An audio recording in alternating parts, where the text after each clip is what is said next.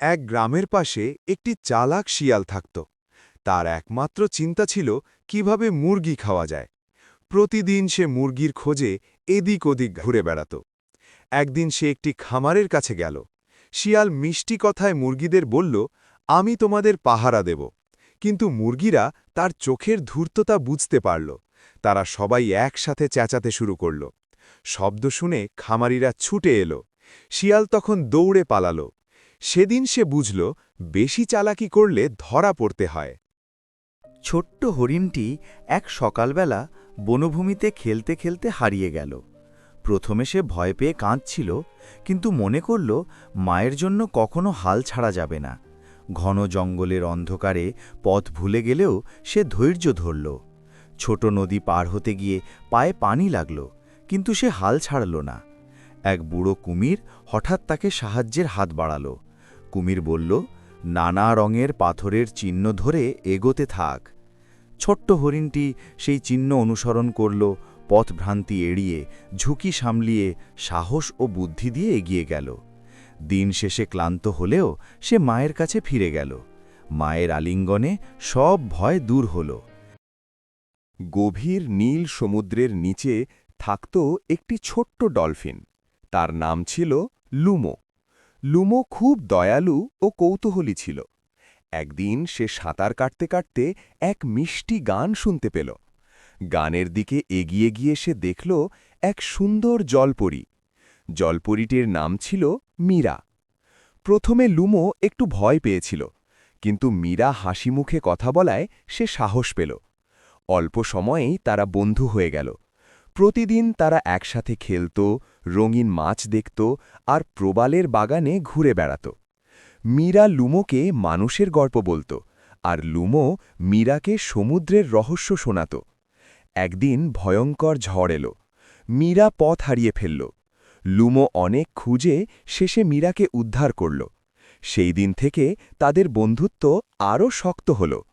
লুমো আর মীরা বুঝল, সত্যিকারের বন্ধুত্ব বিপদে পাশে দাঁড়ায়।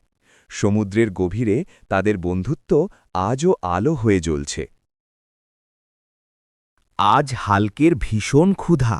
সকাল থেকেই তার পেট এমন শব্দ করছে যে পাশের পাহাড় কাঁপছে। হাল্ক নানির কাছে গিয়ে গর্জে বলল, নানি, হাল্ক খাবে, এক্ষুনি। কিন্তু নানি একটুও ভয় পেল না। তিনি শান্ত গলায় বললেন, না হাল্ক, আগে সবজি খেতে হবে। শুধু মাংস খেলে শরীর খারাপ হবে। হাল্ক রাগে সবুজ হয়ে যায় আরও বেশি। সে পা ঠুকে বলে, হাল্ক ক্ষুধার্ত। নানি হাসলেন। তিনি হাল্কের সামনে বড় থালা ভাত, ডাল, সবজি আর একটু মাংস রাখলেন। নানি বললেন, শক্তিশালী হতে হলে সব খাবার খেতে হয়। হাল্ক খেতে শুরু করল। খাওয়া শেষ করে সে হেসে বলল, নানি বুদ্ধিমান, নানি ভালো। সেই দিন থেকে হাল্ক বুঝে গেল, আসল শক্তি আসে ভালোবাসা আর সঠিক খাবার থেকে। এক বনে থাকত এক বিশাল হাতি আর এক ছোট্ট চঞ্চল বানর।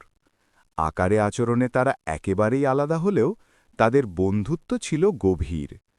প্রতিদিন সকালে বানর গাছে গাছে লাফিয়ে ফল পাড়ত আর হাতি সেগুলোর নিচে ধরে রাখত।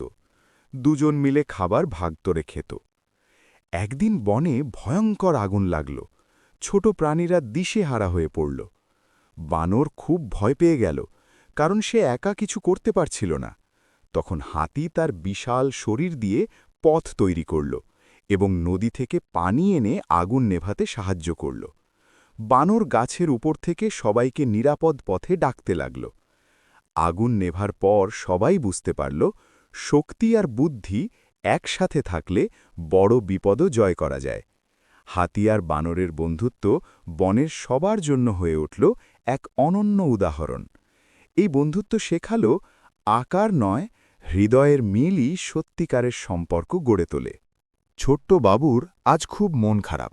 খেলতে খেলতে তার দুধদাঁতটি পড়ে গেছে। আয়নায় তাকিয়ে সে ভাবে, এখন সে কিভাবে হাসবে। ক্রিসমাস আসছে, চারদিকে আলো আর আনন্দ। বাবু ঠিক করল, সে সান্তা ক্লজের কাছে সাহায্য চাইবে। সে সুন্দর করে একটি চিঠি লিখল, প্রিয় সান্তাক্লজ, আমার দাঁত পড়ে গেছে। আমি কি একটা নতুন দাঁত পেতে পারি? চিঠিটি বালিশের নিচে রেখে বাবু ঘুমিয়ে পড়ল। গভীর রাতে ঘণ্টার শব্দে সান্তাক্লজ এলেন। বাবুর নিষ্পাপ মুখ দেখে তিনি মুচকি হাসলেন। সকালে ঘুম ভেঙে বাবু অবাক। বালিশের নিচে একটি ছোট দাঁতের আকৃতির উপহার, একটি চকলেট আর একটি চিরকুট। চিরকুটে লেখা, ভয় পেও না বাবু, নতুন দাঁত খুব শিগগিরই গজাবে। বাবু খুশিতে লাফিয়ে ওঠে।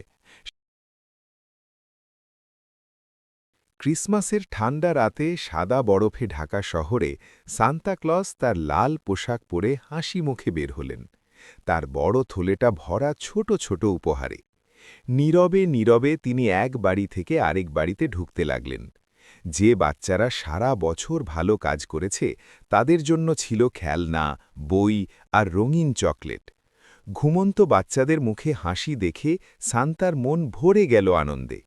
এক ছোট্ট শিশুর বালিশের পাশে উপহার রেখে সান্তা ফিসফিস করে বললেন, ভালো থেকো, সৎ হও। ভোর হলে বাচ্চারা উপহার দেখে আনন্দে চিৎকার করল। সান্তাক্লজের ভালোবাসায় ক্রিসমাস হয়ে উঠল আরও সুন্দর।